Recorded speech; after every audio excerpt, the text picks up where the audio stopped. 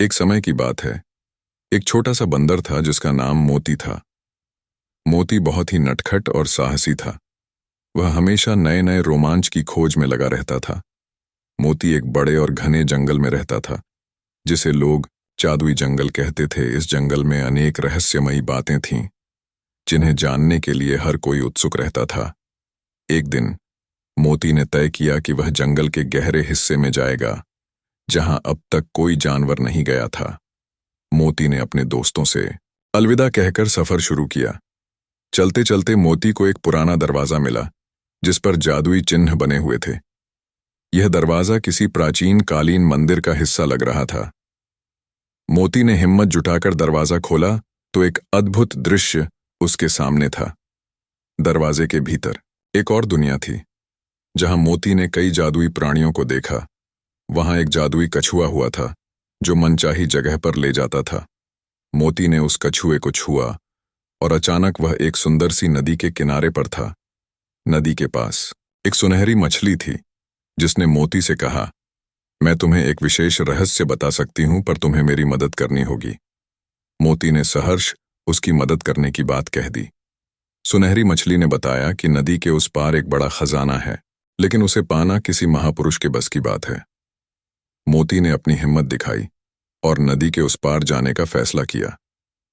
नदी को पार करते ही मोती ने देखा कि वहां एक विशाल पेड़ के नीचे एक चमचमाती चीज छिपी हुई थी। मोती ने अपनी चपलता से खजाने को निकालने की कोशिश शुरू कर दी। उसने देखा कि खजाने पर एक प्राचीन मंत्र लिखा हुआ था। मोती ने वह मंत्र पढ़ा और खजाने को छू लिया। तभी एक रोशनी का फव्वारा निकला और एक जादुई प्राणी प्रकट हुआ। प्राणी ने कहा, तुमने अपनी साहस और मदद करने की प्रवृत्ति से यह खजाना पा लिया है। अब यह खजाना तुम्हारा है। खजाने के साथ साथ मोती की मित्रता भी परखी जाने वाली थी।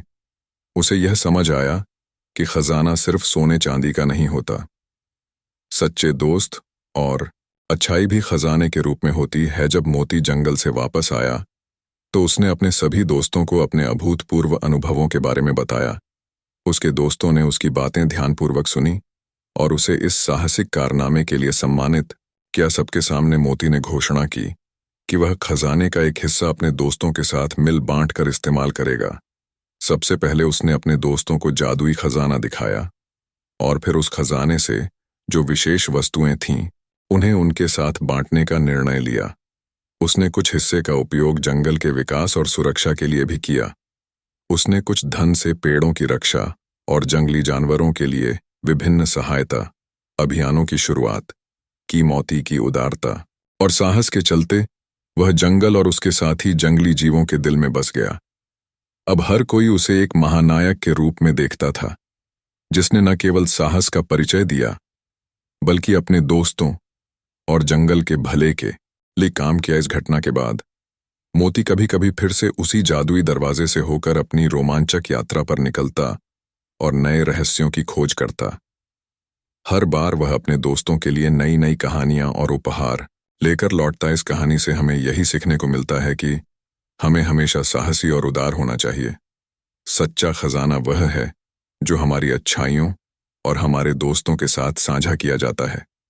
हिम्मत और दयालुता से ही हम अपने जीवन को नया आयाम दे सकते हैं।